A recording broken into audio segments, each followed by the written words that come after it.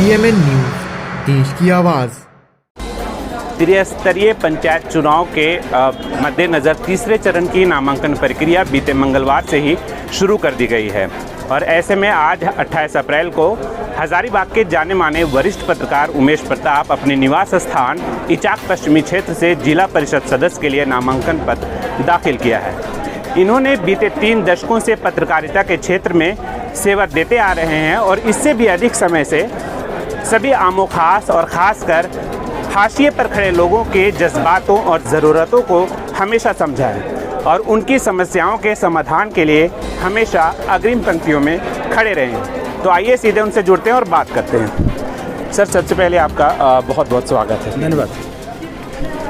Sir, लंबे समय से आपने पत्रकारिता के ज़रिए और सामाजिक कार्यों के ज़रिए खासकर हाशिए पर खड़े लोगों की चेहरों पे मुस्कान लाई है। कई लोग ऐसे हैं, उसके बाद सीधे चुनाव प्रक्रिया में शामिल होने का फैसला किया। इसके पीछे की क्या कुछ वजह है? बहुत वर्षों से ऐसा लग रहा था, लोगों की पीड़ा हम देख रहे थे और उनकी समस्याओं को हमको ऐसा एहसास हुआ कि जब तक व्यवस्था में आपको प्रत्यक्ष भागीदारी नहीं होगी तब तक आप उन लोगों के लिए जो है सो कल्याणकारी कार्यक्रमों को प्रभावी तरीके से नहीं लागू कर सकते। तो मुझे ऐसा लगा कि परोक्ष रूप से तो हम लोगों के साथ जुड़े रहते हैं और पिछले कई वर्षों से आपने देखा होगा कि ऐसे लोगों को हम लोगों ने जोड़ा अपने साथ, ऐसे लोगों के लिए काम किया कि जिनके परिवार आज विश्वास नहीं करते हैं कि उनके लिए इतना कम समय में उनकी जो मांगे थी उसको हम लोगों ने सरकार से हट करके गैर सरकारी क्षेत्रों में रह करके हम लोगों के लिए काम किया। तो मुझे इस बार चुनाव में लगा कि हम लोग जिनको भेजते हैं इसलिए कि वो प्रतिनिधित्व करेंगे, लोगों की समस्याओं को दूर करेंगे, उनके प्रति संजीदगी दिखाएंगे। तो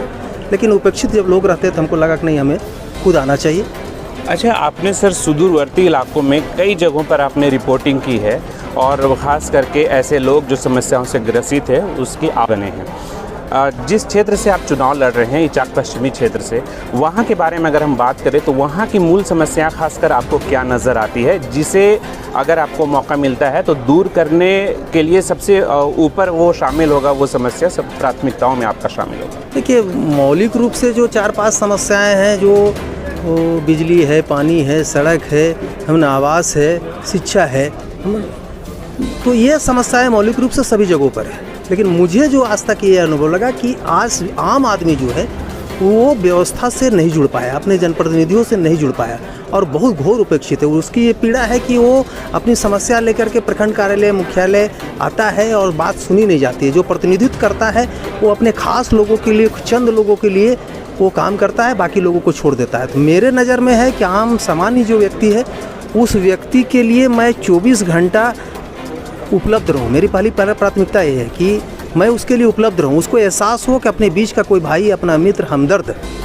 वो आया है और हमारे प्रति, हमारी समस्याओं के प्रति गंभीर है। सर, चूँकि आप समाज के प्रति जागरूकता भी फैलाते आए हैं लोगों में, एक जो चीज़ मैं आपसे समझना चाहूँगा वो ये कि चुनाव में और चुनाव के बाद भी बुनियादी सुविधाओं को लेकर के बहुत ज़ोर शोर से चर्चा होती है और उसके बाद भी ये समस्या बनी रहती है। तो इसमें क्या लगता है, व्यवस्था जिम्मेदार है, व्यवस्था का दोष है या जनप्रतिनिधि जो होते हैं उनमें दृढ़ इच्छा शक्ति का अभाव मानते हैं? नहीं, व्यवस्था में जब जनप्रतिनिधि शामिल हो जाएगा, व्यवस्था नहीं कहिए उसको, अव्यवस्था में, जब अव्यवस्था में जनप्रतिनिधि शामिल हो जाएगा और वो कहीं ना कहीं जो है सो वो प्रशासनिक अव्यवस्था का अंग बन जाएगा, तो ये मान के चलिए कि आम आदमी ठहर जाएगा, आम आदमी की समस्याएं मर जाएगी। मेरा कहना है कि जनप्रतिनिधि जो है सो जनता के प्रति जवाबदेह उसको होना चाहिए और जनता की जो समस्याओं उसको ईमानदारी पूर्वक सरकारी क्षेत्रों में आकर के सरकारी प्रशासनिक अधिकारियों का समझ उठानी चाहिए, प्रशासनिक अधिकारियों का समझ उठानी चाहिए। अगर उसकी बात अगर नहीं सुनी जाती है तो लोकतांत्रिक बहुत ऐसा तरीका है, लोकतांत्रिक तरीके से प्रतिवाद देना चाहिए,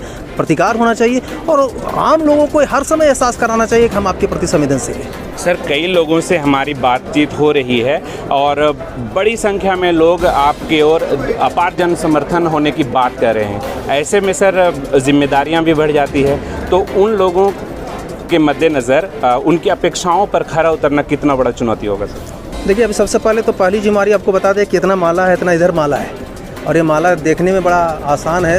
एक फूल का माला है कि लोगों ने गले में पहना दिया और लोगों ने ताली बजा दिया।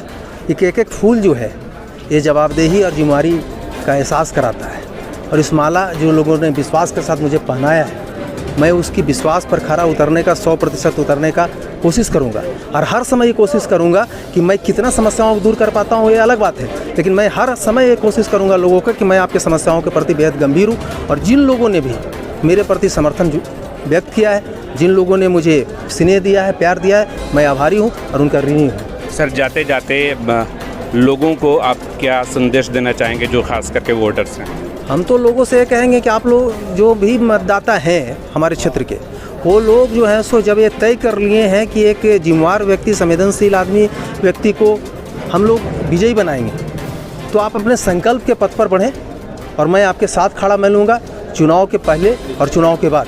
चुनाव तो एक प्रक्रिया है जो कुछ दिनों के बाद समाप्त हो जाएगा, लेकिन जब तक हम लोग रहेंगे, जब तक हमारी सांस चलेगी, तब तक मैं समाज के लिए जीऊँगा। तो ये थे हमारे साथ हजारीबाग के जाने माने वरिष्ठ पत्रकार उमेश प्रताप, जिन्होंने इचाक पश्चिमी क्षेत्र से अपना नामांकन पर्चा दाखिल किया है और बड़ी संख्या में लोग अपार जन समर्थन होने की बात कह रहे हैं। अब देखना अहम होगा कि आने वाले समय में वो जनसमर्थन कितना वोटों में तब्दील हो पाता है। अपने सहयोगी कैमरा पर्सन के साथ शमीम अहमद, PMN न्यूज़, हजारीबाग।